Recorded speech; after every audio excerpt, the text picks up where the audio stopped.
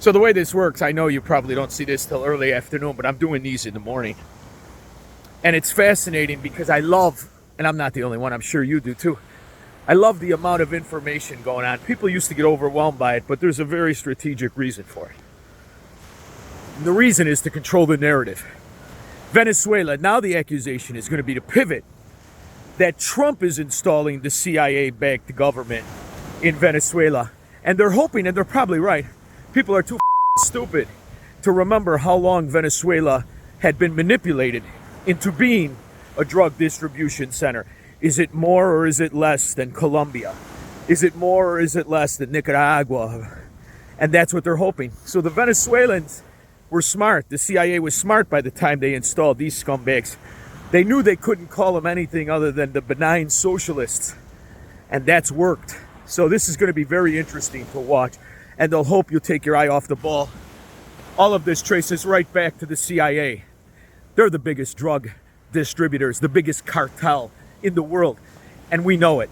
The nice thing is, they're upset. Tulsi Gabbard's a wild card, so's Trump, trying to figure out how to control him. Well, you control him through scandalizing. That's exactly what's going to happen. It's going to be very fun to watch. Not as much fun as revealing the scam of the Somalians that work in multitude of states. It's not just Minnesota. Now we know it's Maine, it's Ohio, but it's not just the Somalians. It's a tremendous amount of immigrants that trace right back to all the same philosophy of yabba dabba do. Do you ever wonder why there's always a grocery store connected to a restaurant in these neighborhoods? You think it's because it's just they like strip malls? No. They're running the scam from SNAP through the grocery store, paying it off through the loss, supposed loss of the restaurant. It's a great way to really fend off audits and scams and never pay taxes. We're going to rip that out. I remembered an expose under the Obama years. We're going to bring that out in the light of day.